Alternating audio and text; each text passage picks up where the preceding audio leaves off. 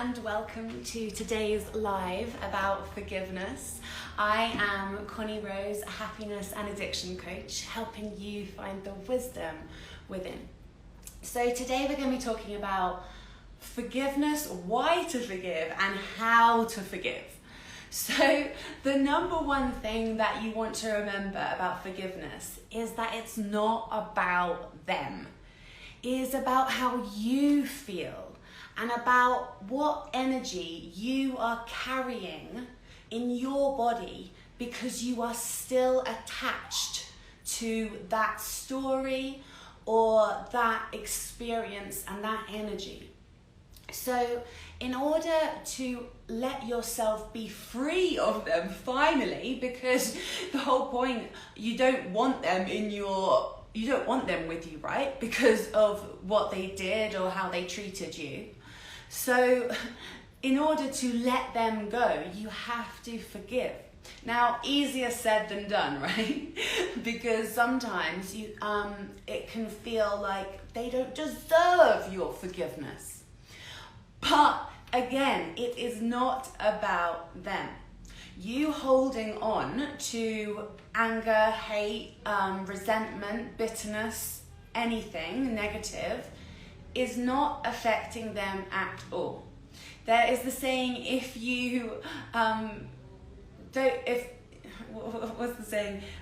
don't drink poison hoping that the other person is going to die. It's just not going to work. And that is what holding on to a grudge is. You are literally hurting yourself. Now, I didn't really understand this many years ago in 2013 when I started my spiritual journey. And I held on to the hate. And then I did a 10-day silent Vipassana, my first one back in 2013. And there I learned how every emotion creates a sensation on your body.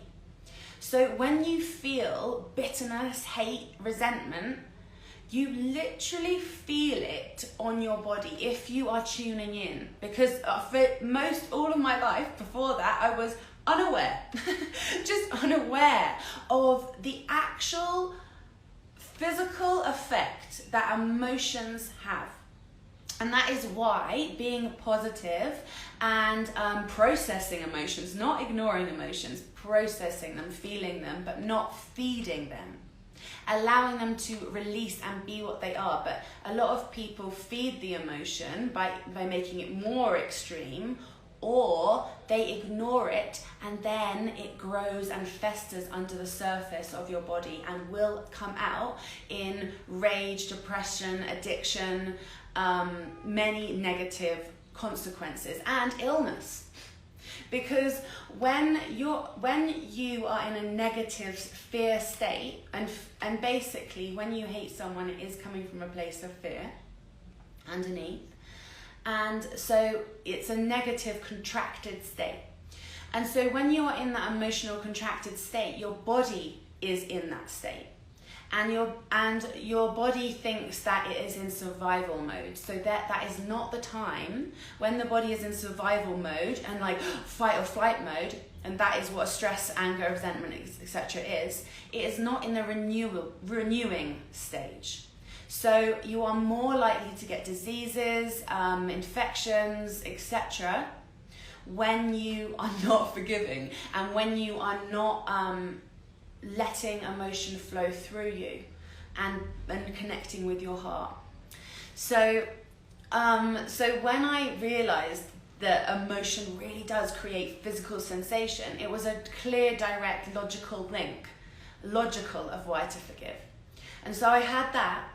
And then just after so much silence, processing, sitting with the emotions, because I had to forgive someone that had done me out of a lot of money, and so it was a lot of internal, and he manipulated me for a long time. So I found it incredibly hard to forgive him. But in meditation, I was meditating and I just connected with the energy of Jesus, like the story of Jesus, like whether you believe that or not. I believe he was a real person and did miracles, amazing things, but I think we are all capable of that. That's the difference. But I am because he embodies for me like pure love, right? Pure, like, just, ultimate forgiveness, right? So I connected with that energy, and I was like, what would Jesus do? Of course, Jesus would just forgive, wouldn't he? And so at that moment, tears rolled down my cheeks, and they were like tears of like different kind of tears, like a silkier, softer tear that felt so joyous, and that is when I let go of that heaviness that I had been carrying, and I had been unaware of how heavy this burden was that I was carrying. And so and then after that, I didn't just stop the process there. After that, I wrote a letter to that person. First of all, like saying like everything that I wanted them to hear, and then turning it into like responsibility and why I'm choosing to forgive them. And I did not send this letter. This is not a letter to be sent to them. This is for you. So I advise you to write this letter and write like all your emotions, everything that you need to say, and then turn it into like compassion, love, forgiveness, why you are choosing to forgive, because you don't want to carry this burden. You are choosing to be light and love, and you are choosing to connect with the divine in the flow of love, frequency, and peace, because you don't want to be carrying, you don't want to be feeding into that. And so then destroy it ceremoniously. I was in Thailand, I was in Cambodia at the time, and then I went to Thailand, and I read this letter very dramatically out loud on a boat. When I was like, it was with other people, but I was one end, right? So I found a private space, and said it with absolute like passion, conviction. This is the speech I'm giving, imagining I'm giving it to him, but like thousands of people. And then I tore it up and threw it into the sea. And you could flush it down the toilet, you can burn it. Other times I've burnt it. And now what I also do is Ho'oponopono. Now Ho'oponopono is incredibly powerful if you want to and need to forgive someone. And remember, the person doesn't need to know you're forgiving them, because they might not understand that level of higher consciousness where you can just connect with love and you can get that bird's eye view and see everything. You're not going to be involved in that human lower emotion, which we all need to go through, but we all have the ability to rise above and see the higher plane vision of love. So the Ho'oponopono is a Hawaiian prayer that is essentially about letting go and about taking full responsibility for all the images you have in your head. And it's basically saying that everything is data, and anything that you have in your mind as experience, you are holding that data. And so Ho'oponopono allows you to wipe clean that data and let it go. And there is this, there's a psychologist called Dr. Hugh Len who did this with a hospital in Hawaii without meeting any of the patients. They were psychiatric patients.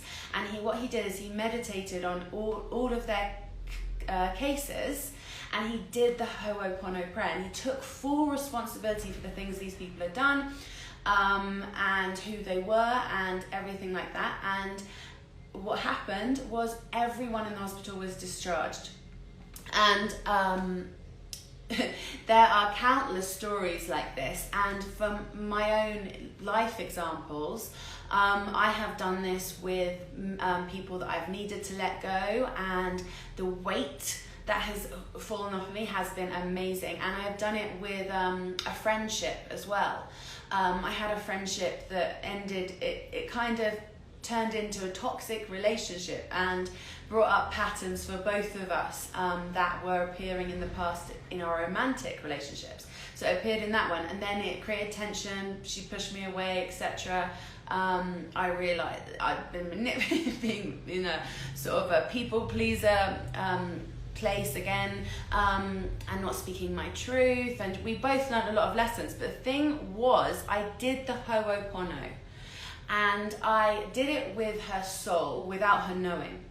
And what I do is I take clients through this, so please reach out to me if you want to do this work. It is incredibly powerful work on a soul level and truly transformative. So if you feel called to do this work with a professional like me, please reach out. Connie Rose Coaching everywhere.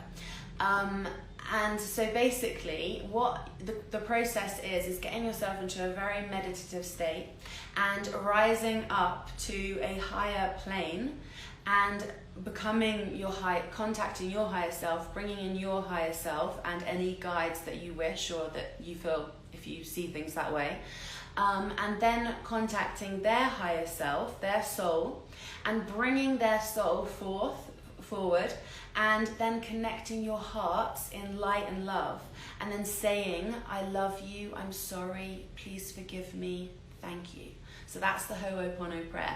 And sometimes I've needed to hear their soul say, I'm sorry. So I've added in, I love you, I'm sorry, please forgive me. And then I've heard them say, I forgive you.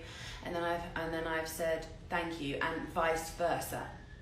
Me saying, I forgive you as well. So so the Ho'oponopono can appear in many forms. You can also imagine like a white eraser, an eraser for a whiteboard, and just imagine erasing out the image.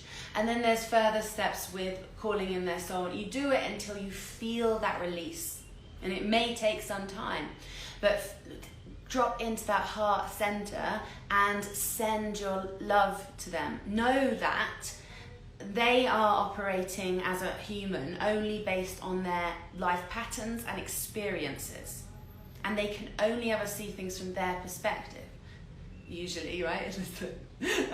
So there can be a level of compassion that can come in for that, but it does not mean you have to accept their behavior or continue to have them in your life or forget, because also I found that in the past I have forgiven people and then I have forgotten as well, and then they have come back into my life and done the same patterns, and I've been like, why is this happening again? Or because I forgot.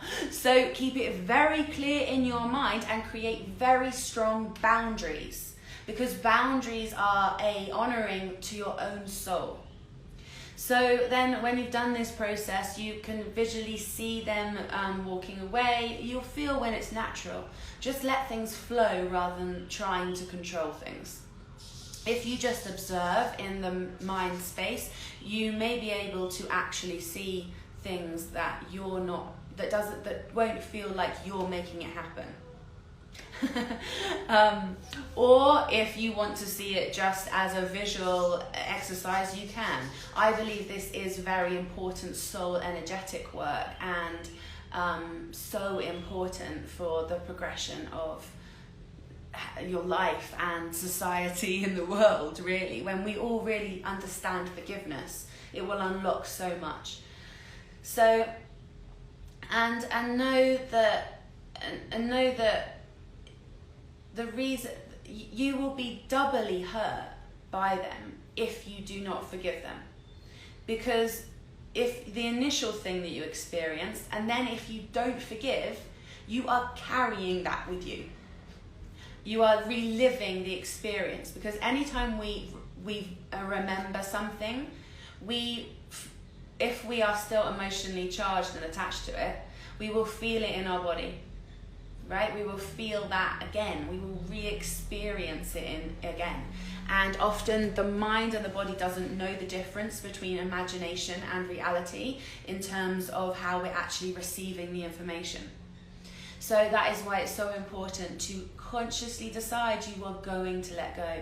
They don't need to know this, and you definitely can create strong boundaries and connect with your heart and ask, what does your heart really want?